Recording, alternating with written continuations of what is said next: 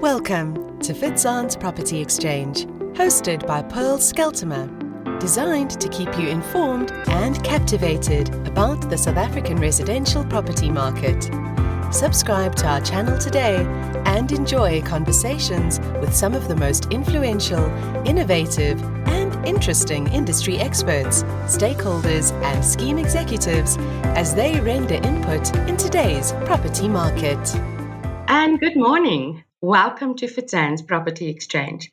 I have been waiting to talk to this important gentleman for quite a while. I've been following him on Sectional Title Living in South Africa. It's a Facebook group where he provides excellent information and guidance. And today I would like to introduce you to Willie Roos. He is the CEO of Stratafin, a financial solutions company who provides body corporates and homeowners association with responsible, emphasis on responsible, solutions for the debt in their community property schemes. Willie has practiced as a property attorney for over 20 years, and he's been involved in sectional title management for over 8 years. Founded in 2014, Willie built up Stratafin from inception to where it is today, with debtors under management of over 3 million rand. That is a scary figure. Good morning, Willie. Welcome. Good morning. Thank you for having me. And our debtors under management is now over 300 million. So not only 3 million, but 300 million. Sorry, I read that incorrectly. Thank you for the correction. So Sure. It is a huge amount of money outstanding to sectional title schemes in South Africa. Wow. Okay, let's start off. Stratafin. Exactly what does Stratafin do? Well, as you said, Stratafin tries to provide a alternative to body corporates in a responsible way to give them cash flow where they have cash flow constraints and problems. We've also recently started with a loans product. I will explain how our loans product is different later on. But we are trying to act in a very responsible manner and to assist body corporates in such a manner as to not catch them into a debt trap and putting their financial existence further under strain. So that is our intent. I started managing sectional title buildings around about 2008, and I had two schemes that had loans from traditional loans providers to to body corporates and sectional title schemes. And these schemes have paid for numerous of years on these loans and towards the loans, and they have not repaid them, and they were still in the same problem situation. And I then decided that there should be a better way or a different way of dealing with this problem. And from that, Stratafin was born. Okay, so exactly what is a debt trap? Well, a debt trap is where a body corporate is in a situation where their debt spirals out of control in respect of the time period that they repay this debt amount if they've borrowed money. So also the amount that is paid becomes extraordinarily large and in most cases exceeds what one would call the in duplo rule. And the interest also exceeds what one would call the in duplo rule. So the in duplo rule is a rule in our law that requires or that limits the amount that is paid back in respect of debt to basically the double. It's not as simple as that. There is a common law in duplo, and then there is a in duplo rule in terms of the Credit Act, which are slightly different.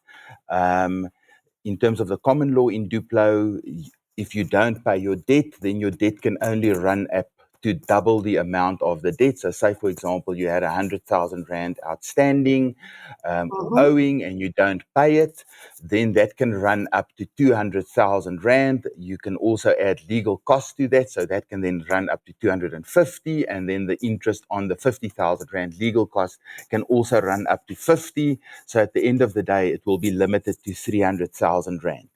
In terms of the In terms of the Credit Act in Duplo, your legal cost and interest is included in the capital. So if the debt was 100,000 Rand, then the amount payable can only run up to 200,000 Rand in total. So slightly different. And so in terms of the common law in Duplo, any payments that are made gets deducted from the double principal and can run up to the double again. So in general, loans to bodies corporate does not fall under the Credit Act. It falls under the common law in Duplo. And as such, if you make small amounts of payments, then that amount gets deducted from the double up effect and it can double up again to that effect. So say, for instance, like in our example, it ran up to 300,000 Rand and you make a payment of 5,000 Rand, then the next month it can double up to the 300,000 Rand again. So it will mean that you will never pay that interest and you will never get to the point where you actually get out of this payment spiral. And that is what we would then call the debt trap. You are then stuck in this where you have this payment of interest that just continues. And in our business, we see schemes that have paid interest over 15 years and still has that original debt amount owing to the original provider of finance for the scheme. And we just feel that that is unfair and it should not be allowed. And that's why we've made our model different. I totally agree with you. Okay, we'll get to your model. I'm very interested to hear about this. But originally, how does body corporates get into this position? Would you say it's a matter of levies not being paid and expenses that needs to be paid, and out of desperation, a body corporate enters into a loan agreement or a finance agreement, and then at the end of the day cannot pay that back because their situation is not improved, basically? That's absolutely how it happens. You start getting a culture of non-payment of levies in a scheme. The debtors book just becomes larger and larger. And then owners that are paying also stop paying because nothing happens to these people that are not paying. And at the end of the day, the body corporate does not have sufficient money to run their day-to-day expenses, and they then go and borrow money to pay day-to-day expenses. And one should actually never borrow money to pay for day-to-day expenses. It's fine to utilize money that you borrow in For a respect of specific capital. project or something. Correct, Yeah. capital expenditure, correct. So Yeah. that is what one would want to do. You would not want to go into a situation where you borrow money uh, from Peter to pay Paul, basically. You get money from a lender to then pay your service providers, your security, your councils, and so forth. Then you fall into this debt trap. Okay, so what are the options that a scheme has to get out of this position? Now we're getting closer to your proposal for remedies. I think the first thing that a scheme needs to do is to properly budget. I think that's the most crucial aspect.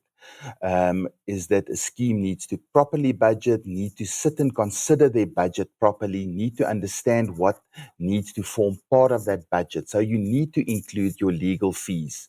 You need to include all your expenses. Make sure that you can cover your expenses. Make sure that you make provision that if people don't pay, that there's still sufficient money. So make a provision for bad debt in your books so that if 10% or 15% of the owners don't pay, it does not cause a situation where your cash flow necessitates that you go and get money from somewhere else. So I think that's the first thing that needs to happen. Bodies corporate needs to budget properly. I totally agree with you, but gee whiz, it's such an unfair practice.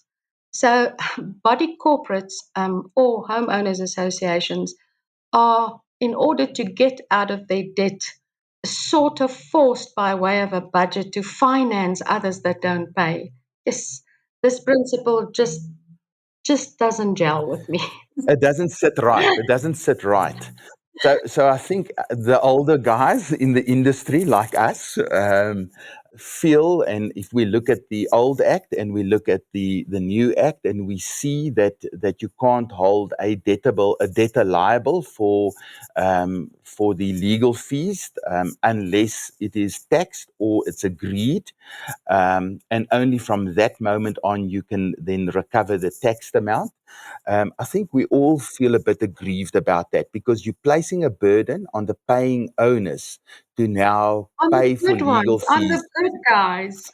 Correct, Yeah. correct. So, for some other reason, we in South Africa have decided, and I think maybe attorneys are a bit to blame for this as well, because they started charging exorbitant fees for the collection of these debtors. And the amounts that were placed onto accounts without scrutiny was then extremely high, and there was no oversight. So I think from that point of view, it was a fair change to say that there should be oversight and it can't just be Mm, unlimited. mm, But to limit it to a tax party and party fee, very few attorneys will work on a party and party yeah, fee. So it's very difficult to collect it. But then they've introduced the CSOS mechanism for the collection, so you can now follow that process. But it only gives you an order at the and you moment that still that need order an is attorney granted. to enforce it. Yeah, Correct. And then the enforcement process must then follow the normal court process, and at the end of the day, the sale and execution of the immovable property is the larger portion of that collection cost. That makes about, I would say, about a third, or maybe a bit more than a third, mm, 50% of the final cost comes in the last portion where you have to sell that property in execution. Um, so yeah, so at the end of the day, you're still going to spend a huge amount of money, and you can't recover that from the debtor unless it's taxed. So it's only your yeah. party and party tax costs that you can then recover. Okay, sorry, I interrupted you. You were busy saying, how does body corporates get out of this position? Budgeting was your first recommendation. Yeah, so that's the first recommendation. The second recommendation is obviously to make sure that you've got a proper credit policy in place. So the trustees must set a credit policy in place, and they must enforce that policy. So if somebody does not pay, you need to say, you have not paid, I'm giving you notice, we're now proceeding, we're moving forward, we're charging interest. So I think it's a credit policy and the enforcement of the credit policy. Then your third step, I would think, is to do collections. Make sure that you budgeted for collections, make sure that you can now collect, and that you proceed with legal action and try and collect that money as fast as possible. We've learned out of our business that the faster somebody starts collecting, the quicker people start paying. So one needs to take action as soon as possible and make sure that that person pays. Not wait until the debt runs up to thousands. Hundreds of thousands, not only thousands, hundreds of thousands, yes. Okay, would you say a 30, 60, 90-day policy would be sufficient to curb that as soon as possible? I think that if somebody does not pay within 30 days, you need to take action. I think as soon as possible. So the quicker, the better. So I think that's important. Then the collection, as I said.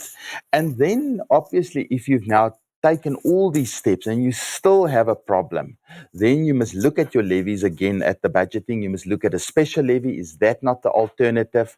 And only as a last resort, you must look at financial products, look at the products available in the market, see what you can do, and then, as I said, don't use those products in respect of your normal running costs.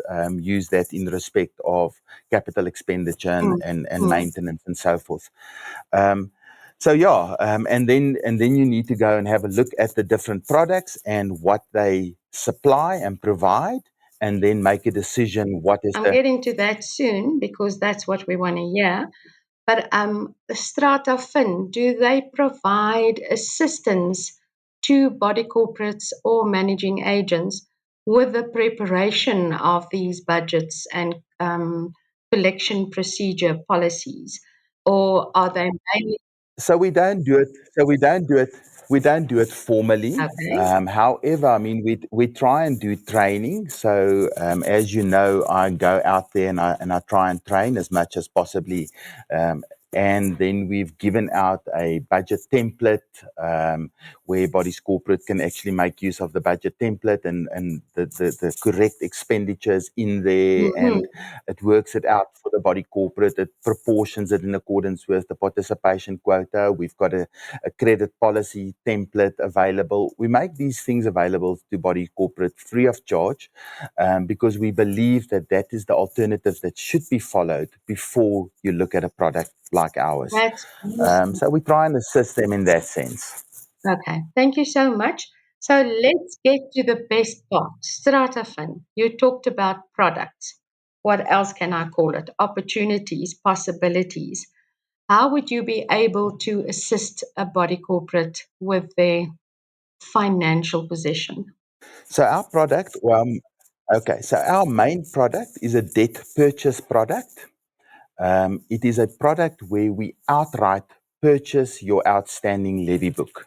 So we go to the body corporate, we have a look at their book. We say, right, you've got R1 million outstanding. We then analyze that debtors book in accordance with our actuarial model. It looks at 9 different aspects. I don't want to go into too much detail about our actuarial model, but in general, it's all about time value of money and what it costs to collect this debt. And we project backwards from when we think we will collect it backwards to where we are. And we then deduct interest and legal costs at a party and party scale from that. That then gives us an amount that we can give the body corporate in lieu of that debtor. And we will then pursue that debtor at our cost and at our risk. And we will recover. That's good to hear. That would have been my next question. Does the body corporate have to provide any guarantee? So once you've purchased the debt, in other words, settle the arrear levies, it is Stratafin's responsibility to collect it from the debtor, and the body corporate will not be held liable for that. Correct. So that is our product. And there's also no monthly repayment by the paying owners. So there's no burden being placed on the paying owners in respect of interest that needs to be paid. If it takes us longer to collect this debt, then that's our problem. I mean, if we say we estimate it will take us 18 months to start from issuing a summons up to Hmm. sale and execution of an immovable property, and because of COVID, this process has now taken longer. It now takes us 24 months or 30 months because the courts are not available, the master's office is not available, and so forth. Then the body corporate does not get penalized for that. That eats into our margin that we have worked into that amount, and that is our problem. So that is your first product is settling or buying the arrear levies from body corporates so that they can have the cash flow to function further. You also talked about body corporates that should not go into a loan agreement for normal monthly expenditure, rather for a special project. Would you like to elaborate on that? So we do have a project loan that is available as well. That project loan is not connected to the outstanding levies of the body corporate at Mm, all. So it's not a situation where you borrow money and the money will only be paid once the levies is collected out of that collection process, and in the interim the body corporate pays the monthly interest on that loan. okay. So this is a term loan. It's a specific term loan for a period. The body corporate says we want to borrow 100,000 Rand or 300,000 Rand. We analyze the risk like a normal commercial transaction. We say we will charge you X% interest over a period of 36 months. This is your installment, and the body corporate then pays that over that installment. We also make or we state that we will do so under the Credit Act, although transactions from a body corporate to a lender over 250,000 Rand does not fall under the Credit Act. We say we will place ourselves under the Credit Act. We will not go and lend money to a body corporate where they can't pay us. And we will go and analyze their financial situation, and we will say, well, you can't afford this. We're not going to put you in a situation where you have to pay 15,000 Rand a month, but your clean income is only 5 a month after Yeah, yeah. expenses. Because that will again put the body corporate in a situation where they're not Yes, going to get yeah. out of this trap, and that they're stuck in there, and that will cause harm to all the other paying owners. Okay, so what is the criteria you're looking at before offering such a loan? So we will go and have a look at the financial statements of the body corporate. So we will Okay. make sure that there's sufficient payment by the owners. If there's more than a 20% non-payment by owners, we will first look at a debt purchase, where we will say we will purchase what is outstanding, and then let us then see what that gives you. And then we will go and work out what the body corporate can afford on a loan from their financials, and then introduce that over a period that is sustainable and that can be paid over that period. So it's basically a financial analysis to go and see if they can afford it. Absolutely excellent. Are there any other products that Stratafin offers? So those are our two main products. Currently, we do some consulting work as well. So we assist body corporates that have problems with municipalities. We do that through our company. It's a sister company of ours called Confiance. And we've got some very experienced minds in that business that have worked in the municipalities and the legal departments of municipalities. They've got over 50 years experience. Oh, that's great to hear. In all areas, all over South Africa, or So we're working all over South Africa, but we mainly focus in Gauteng. So we mainly focus Johannesburg, Pretoria, the East Rand, Ekurhuleni, and so forth. But we work all over. I mean, we've resolved issues in Durban, we've resolved issues in Cape Town, and so forth yeah, as well. that's Um, correct. but because the staff are situated here, it's much easier for us, because invariably it requires people to actually go and sit in front of an office Yes, yes, that's the main problem. to make Hmm. sure that the work is done. Yeah. So where you can work by email, then it's still fine, but in general, one needs to sit in front of an office. Thank you so much. I am very sure that our listeners got great value from this. Lastly, where can they get hold of you or Stratafin if they need assistance and would like to hear more about the products and services you offer? Thank you. They can send an email to info@stratafinn.co.za, or they can contact the office on 011 051 8555, 011 051 8555, or info@stratafinn.co.za, and we will then get in touch with them. That is Stratafin. Correct. Stratafinn.co.za. Info@Stratafin. Great. Willie, thank you so much. I really appreciate your time and sharing your knowledge and information with us. And have a good day. We will talk again soon. Thank you, Pearl. Thank you. Thanks so much. Thanks for the opportunity. This was Fitzanne's Property Exchange, hosted by Pearl Scheltema. Not only do we keep you informed on the very latest in the property industry, we also empower by expanding your knowledge base. Make sure to visit www.fitzanne.co.za to find out more about sectional title scheme management, letting, sales, and trustee training. Remember to subscribe to our channel and follow us on all our social platforms.